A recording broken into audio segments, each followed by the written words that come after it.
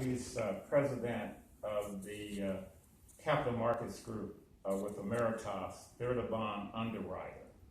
And they are putting some of their investigators on the issue and trying to determine whether or not that our allegations are correct, that the instruments that created this bond is actually valid.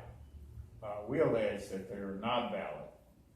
The two main instruments are the line sale agreement between Jackson County and Union Pacific and the cooperative agreement between Jackson County and Kansas City Area Transportation Authority.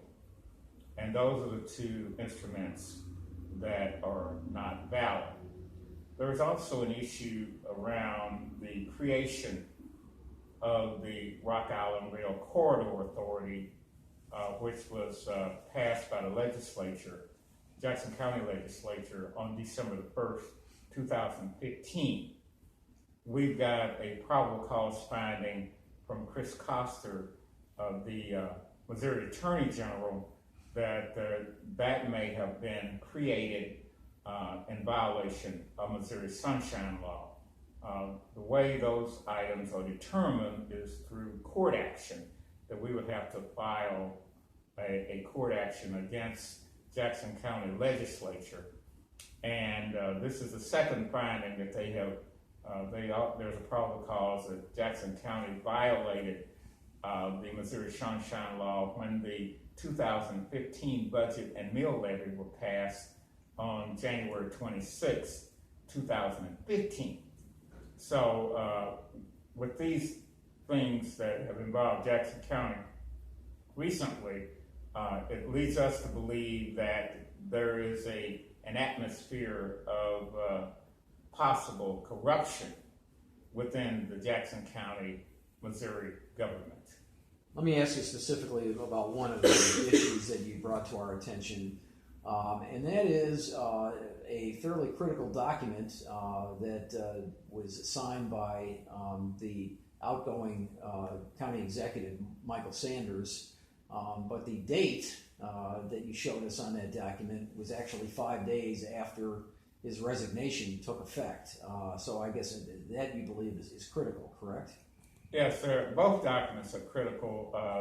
This particular cooperative agreement was signed by Michael D. Sanders on January 5th, 2016, 5 days after he had exited Jackson County Legislature.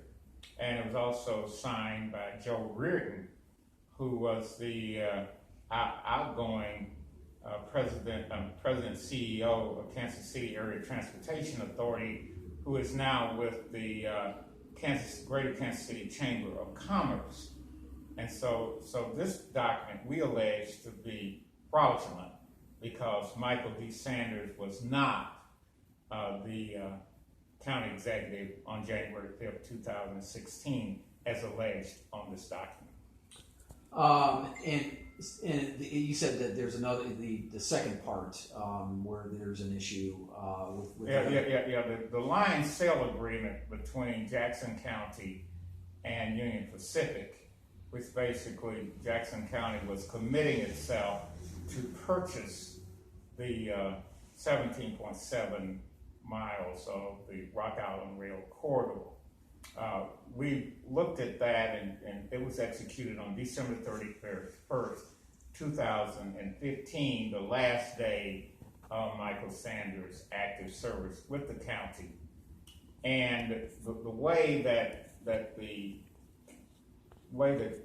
accounting rules work is that the county could not have legally obligated itself to pay out funds where there were no funds available for it to pay out. So on December 31st, 2015, the line sale agreement between Jackson County and Union Pacific was illegal. Okay, so let me just play devil's advocate here for a minute.